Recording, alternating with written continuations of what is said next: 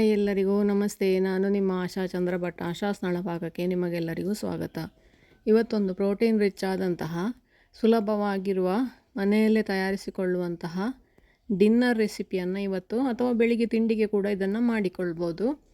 ಮೊಳಕೆ ಕಾಳುಗಳು ಹಾಗೂ ರವೆಯನ್ನು ಉಪಯೋಗಿಸಿಕೊಂಡು ಒಂದು ರೊಟ್ಟಿಯನ್ನು ಹೇಗೆ ಮಾಡೋದು ಅಂತ ಹೇಳೋದನ್ನು ನೋಡಿಕೊಳ್ಳುವ. ಇದನ್ನು ಹಾಗೆ ಕೂಡ ತಿನ್ಬೋದು, ಇಲ್ಲ ಸೈಡಿಗೆ ಸಾಂಬಾರು ಅಥವಾ ಚಟ್ನಿ ಕೂಡ ಸೇರಿಸ್ಕೊಂಡು ತಿನ್ಬೋದು. ಮೊದಲಿಗೆ ನಾನಿಲ್ಲಿ 1 ಕಪ್ಪಷ್ಟು ಸೋಯಾ ಚಂಕನ್ನು ಒಂದು 10 ನಿಮಿಷ ನೆನೆ ಹಾಕ್ಕೊಂಡಿದ್ದೇನೆ. ಸೋಯಾ ಚಂಕ್ ದೊಡ್ಡದು, ಸಣ್ಣದು, ದಪ್ಪದ್ದು, ತೆಳ್ಳಗಿರುವಂಥದ್ದು ಯಾವುದು ಕೂಡ ಆಗ್ತದೆ. ಅದನ್ನು ನೀರು ಸೋಸಿ ತೆಗೆದುಕೊಳ್ಳಿ. ನಂತರ 1 ಕಪ್ಪಷ್ಟು ಮೊಳಕೆ ಬಂದ ಹೆಸರು ಕಾಳು, ಹಾಗೆಯೇ 1 ಕಪ್ಪಷ್ಟು ಕಪ್ಪು ಕಡಲೆ, ಅದರ ಜೊತೆಗೆ 1 ಕಪ್ಪಷ್ಟು ತೆಂಗಿನಕಾಯಿ ತಗೊಂಡಿದ್ದೇನೆ. ಹಾಗೆಯೇ ಹಸಿಮೆಣಸು, ಶುಂಠಿ, ಈರುಳ್ಳಿ, ರುಚಿಗೆ ಬೇಕಾದಷ್ಟು ಉಪ್ಪು. ಬೇಕು ಅಂತಾದರೆ 1 ಕಪ್ ಮೊಸರು ಹಾಕಿಕೊಳ್ಬೋದು. ನಾನಿಲ್ಲಿ ಹಾಕಲಿಲ್ಲ, ನಮ್ಮಲ್ಲಿ ಹುಳಿ ಅಷ್ಟು ಇಷ್ಟ ಇಲ್ಲ, ಹಾಗಾಗಿ ಮೊಸರು ಹಾಕಲಿಲ್ಲ. ಮೊಸರು ಹಾಕಿದರೆ ಇನ್ನೂ ಕೂಡ ರುಚಿ ಆಗ್ತದೆ ಇದು. ಇದನ್ನು ಈಗ ಮಿಕ್ಸರ್ ಜಾರಿಗೆ ಎಲ್ಲವನ್ನು ಕೂಡ ಮಿಕ್ಸರ್ ಜಾರಿಗೆ ಹಾಕ್ಕೊಂಡು ತರಿತರಿಯಾಗಿ ರುಬ್ಬಿಕೊಳ್ಳಿ. ನಾವು ರೊಟ್ಟಿ ಮಾಡೋ ಕಾರಣ ಇದನ್ನು ನುಣ್ಣಗೆ ರುಬ್ಬುವ ಅವಶ್ಯಕತೆ ಇಲ್ಲ. ನುಣ್ಣಗೆ ರುಬ್ಬಿದರೆ ಇದನ್ನೇ ದೋಸೆ ಕೂಡ ಮಾಡಿಕೊಳ್ಬೋದು. ನಾನಿಲ್ಲಿ ಸ್ವಲ್ಪ ದಪ್ಪ ರೊಟ್ಟಿ ಥರ ಮಾಡುವ ಕಾರಣ ಅದನ್ನು ತರಿತರಿಯಾಗಿ ರುಬ್ಬಿಕೊಂಡಿದ್ದೇನೆ.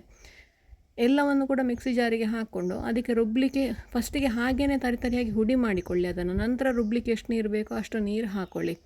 ಕೆಲವೊಮ್ಮೆ ಕಾಳುಗಳು ಸರಿಯಾಗಿ ಹುಡಿ ಆಗೋದಿಲ್ಲ, ಅದರಿಂದಾಗಿ 1 ಕಪ್ಪಷ್ಟು ನೀರು ಹಾಕ್ಕೊಂಡಿದ್ದೇನೆ. ನೋಡಿ, ಈ ಥರ ಇಷ್ಟು ತರಿತರಿಯಾಗಿದ್ದರೆ ಸಾಕಿದು.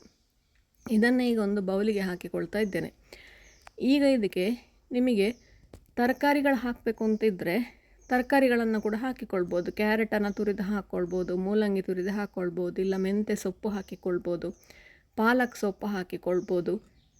ನಿಮಗೆ ಏನು ಹಾಕಬೇಕು ಅಂತ ಅನ್ನಿಸ್ತದೆ ಹೆಲ್ದಿ ತರಕಾರಿಗಳದನ್ನು ಯಾವುದನ್ನು ಕೂಡ ಸೇರಿಸ್ಕೊಳ್ಬೋದು. ಇನ್ನೀಗ ಇದಕ್ಕೆ ಮಿಕ್ಸಿ ತೊಳೆದ 1 ಕಪ್ ನೀರು ಹಾಕ್ಕೊಂಡಿದ್ದೇನೆ ನಾನು. ಹಾಗೆಯೇ 1 ಕಪ್ ರವೆಯನ್ನು ಸೇರಿಸ್ಕೊಳ್ತಾ ಇದ್ದೇನೆ. ನಾನಿಲ್ಲಿ ಅಕ್ಕಿ ಹುಡಿ ಹಾಕ್ತಾ ಇಲ್ಲ, ರವೆ ಹಾಕಿಕೊಳ್ತಾ ಇದ್ದೇನೆ. ಚಿರೋಟಿ ರವೆ, ಬಾಂಬೆ ರವೆ, ಯಾವ ರವೆ ಆದರೂ ತೊಂದರೆ ಇಲ್ಲ. ದಪ್ಪ ರವೆ, ಸಣ್ಣ ರವೆ ಯಾವುದಾದ್ರೂ ತೊಂದರೆ ಇಲ್ಲ. ಯಾವ ರವೆ ಇದೆ ನಿಮ್ಮ ಹತ್ರ ಆ ರವೆ ಹಾಕಿಕೊಳ್ಬೋದು.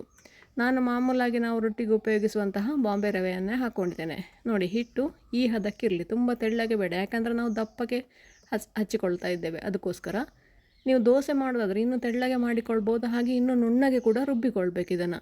ಈಗ ಈ ಹಿಟ್ಟು ರೆಡಿಯಾಗಿದೆ. ಇದನ್ನು ಹುಳಿ ಬರಿಸಿ, ಅಂದರೆ 8 ಅವರ್ಸ್ ಫರ್ಮಂಟೈನ್ ಆಗಿ ಕೂಡ ಇದನ್ನು ಮಾಡಿಕೊಳ್ಬೋದು, ಇಲ್ಲ ಹಾಗೇ ಕೂಡ ಮಾಡಿಕೊಳ್ಬೋದು. ಅಂದರೆ ಇವತ್ತು ರಾತ್ರಿಗೆ ಮಾಡಿಕೊಂಡು ಉಳಿದ ಹಿಟ್ಟನ್ನು ನಾಳೆ ಬೆಳಿಗ್ಗೆ ಫರ್ಮೆಂಟ್ ಮಾಡಿ ಕೂಡ ಮಾಡಿಕೊಳ್ಬೋದು ಇದನ್ನು. ಅದು ಕೂಡ ಒಳ್ಳೆ ಹೆಲ್ದಿಯಾದ ದೋಸೆ ಆಗ್ತದೆ. ನೋಡಿ, ಈ ಥರ ದಪ್ಪಕ್ಕೆ ನಿಮ್ಮ 1-1.5 ಸೌಟ್ನಷ್ಟು ಹಿಟ್ಟು ಹಾಕ್ಕೊಂಡು, ತುಂಬ ತೆಳ್ಳಗೆ ಮಾಡಬೇಡಿ, ದಪ್ಪಕ್ಕೆ ಇರಲಿ ಅದು. ಯಾಕಂದರೆ ನಾವು ತರಿತರಿಯಾಗಿ ರುಬ್ಬಿಕೊಂಡಿದ್ದೇವೆ. ನುಣ್ಣಗೆ ರುಬ್ಬಿದರೆ ಇದನ್ನು ದೋಸೆ ಥರ ಕೂಡ ಹೊಯ್ಬೋದು. ನೋಡಿ, ಈ ಥರ ದಪ್ಪವಾಗಿಟ್ಟು ಮೇಲಿನ ತುಪ್ಪ ಅಥವಾ ಬೆಣ್ಣೆ ಹಾಕ್ಕೊಂಡು ಮುಚ್ಚಳ ಮುಚ್ಚಿ 2 ನಿಮಿಷ ಮೀಡಿಯಮ್ ಉರಿಯಲ್ಲಿ ಬೇಯಿಸಿ. ಅದನ್ನು ಅಡಿಭಾಗ ಸರಿಯಾಗಿ ಬೆಂದ ನಂತರ ಅದನ್ನು ತಿರುಗಿಸಿ ಹಾಕಿ ಬೇಯಿಸಿಕೊಳ್ಬೋದು. ತುಪ್ಪ ಬೇಡ ಅಂತ ಹೇಳೋರು ತುಪ್ಪವನ್ನು ಸ್ಕಿಪ್ ಮಾಡಿ ಕೊನೆಗೆ ಕೂಡ ಹಾಕಿಕೊಳ್ಬೋದು. ದೋಸೆಯನ್ನು ಅಥವಾ ರೊಟ್ಟಿಯನ್ನು ತವದಿಂದ ತೆಗೆದ ನಂತರ ಪ್ಲೇಟಿಗೆ ಹಾಕಿದ ನಂತರ ಕೂಡ ಹಾಕಿಕೊಳ್ಬೋದು. ನೋಡಿ, ಇದು ಎಷ್ಟು ಚೆನ್ನಾಗಿ ಎದ್ದು ಬರ್ತದೆ ಅಂತ ಹೇಳಿಕೊಂಡು. ಅಡಿಭಾಗ ನೋಡಿ ಕ್ರಿಸ್ಪಿಯಾಗಿ ಬರ್ತದೆ. 2 ಕಡೆಯನ್ನು ಕೂಡ ಸ್ವಲ್ಪ ಸಣ್ಣ ಉರಿಯಲ್ಲಿ ಬೇಯಿಸಿದರೆ ಮೆದುವಾದ, ರುಚಿಯಾದ, ಆರೋಗ್ಯಕರವಾದ, ಪ್ರೋಟೀನ್ ರಿಚ್ ಆದಂತಹ ನಮ್ಮ ಮೊಳಕೆ ಕಾಳುಗಳ ರೊಟ್ಟಿ ರೆಡಿ ಆಯಿತು. ಮೊಳಕೆ ಕಾಳು ಹಾಗೂ ನಾವು ಸೋಯಾ ಚಂಕನ್ನು ಉಪಯೋಗಿಸ್ಕೊಂಡಿದ್ದೇವೆ. ನೋಡಿ ಎಷ್ಟು ಚೆನ್ನಾಗಿ ರೆಡಿ ಆಯಿತು ಅಂತ ಹೇಳಿಕೊಂಡು. ಇದು 1 ಅಥವಾ 2 ರೊಟ್ಟಿ ತಿಂದರೆ ಸಾಕಾಗ್ತದೆ. ನೀವು ಕೂಡ ಒಮ್ಮೆ ಖಂಡಿತ ಟ್ರೈ ಮಾಡಿ ನೋಡಿ, ಹೇಗಾಯಿತು ಅಂತೇಳಿ ಕಮೆಂಟ್ ಮೂಲಕ ನಮಗೆ ತಿಳಿಸಿ. ಲೈಕ್ ಕೊಟ್ಟು ಶೇರ್ ಮಾಡಿ. ನೀವಿನ್ನೂ ನಮ್ಮ ಚಾನಲನ್ನು ಸಬ್ಸ್ಕ್ರೈಬ್ ಮಾಡ್ಕೊಳ್ಳಿಲ್ಲ ಅಂದರೆ ಸಬ್ಸ್ಕ್ರೈಬ್ ಮಾಡಿಕೊಂಡು ಪಕ್ಕದಲ್ಲೇ ಇರುವ ಬೆಲ್ ಐಕಾನನ್ನು ಒತ್ತಿ ನಮ್ಮನ್ನು ಸಪೋರ್ಟ್ ಮಾಡಿ. ನಮ್ಮ ಇನ್ಸ್ಟಾ ಹಾಗೂ ಫೇಸ್ಬುಕ್ ಪೇಜನ್ನು ನೀವು ಫಾಲೋ ಮಾಡ್ತಿಲ್ಲ ಅಂದರೆ ಅದನ್ನು ಕೂಡ ಫಾಲೋ ಮಾಡಿ. ಮುಂದಿನ ವಿಡಿಯೋದಲ್ಲಿ ಇನ್ನೊಂದು ಹೊಸ ಅಡುಗೆಯೊಂದಿಗೆ, ಇನ್ನೊಂದು ಹೊಸ ರೆಸಿಪಿಯೊಂದಿಗೆ ಪುನಃ ನಿಮ್ಮನ್ನು ಭೇಟಿಯಾಗ್ತೇನೆ. ಧನ್ಯವಾದಗಳು.